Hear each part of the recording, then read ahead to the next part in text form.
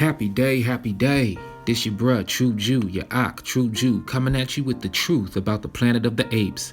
Now look, we all know that Hollywood has a strange and telling way of placing truth into the films they produce and release. The Planet of the Apes is no different.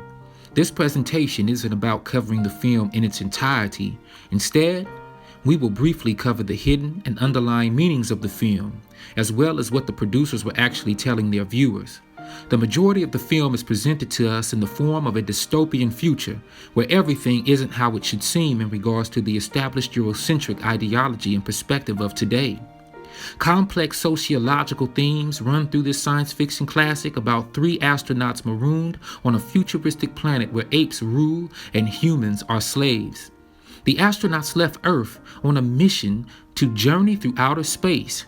If there's even such a thing, we will discuss that at a later time. While they are journeying, however, their astronautical equipment becomes discombobulated, hurling them further into space, or so they think. Upon crash landing onto the planet, the astronauts believe they have stumbled upon a planet that has been undiscovered, and that even though their mission has been compromised, they can still harbor a sense of accomplishment and relief because the planet appears to be habitable. However, they are ultimately surprised when they realize they are no longer at the top of the proverbial food chain as they once were on their home planet. The apes, who are now ruling the world, seem to clearly remember a time in the past where they were not in the position of rulership, so they rule with an iron rod. These apes ain't nothing to play with. The stunned trio of astronauts discovers that these highly intellectual simians can both walk upright and talk. They have even established a class system and a political structure.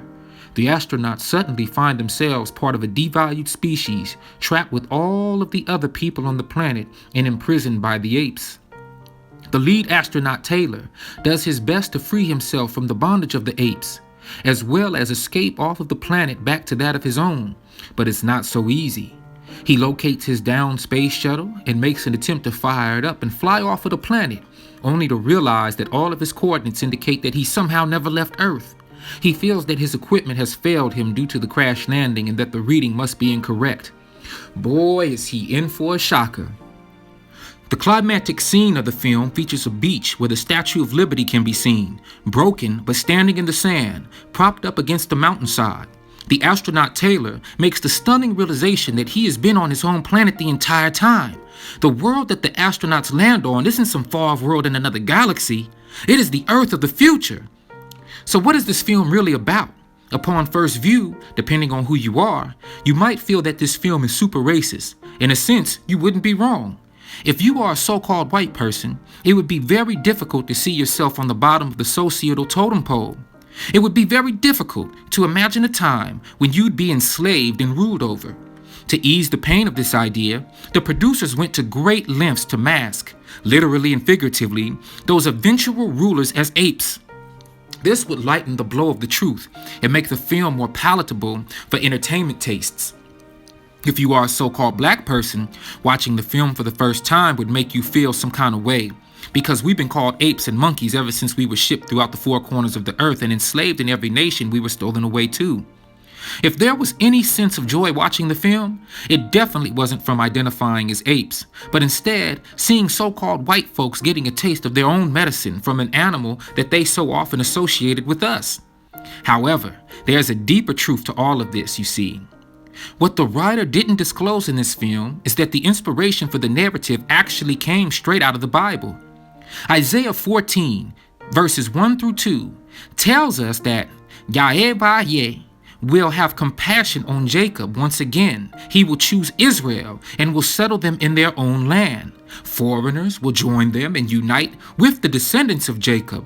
Nations will take them and bring them to their own place, and Israel will take possession of the nations and make them male and female servants in Yahweh's land.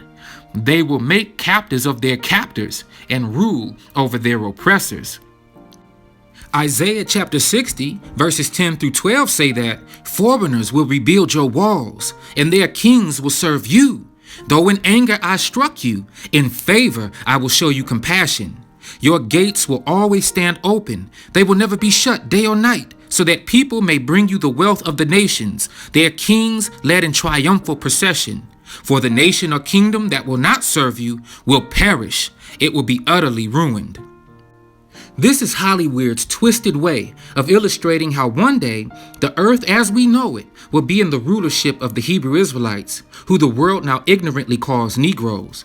The use of monkeys and apes as a proxy of the Israelites to convey this truth is where we realize the racial overtones and hidden truths of the film.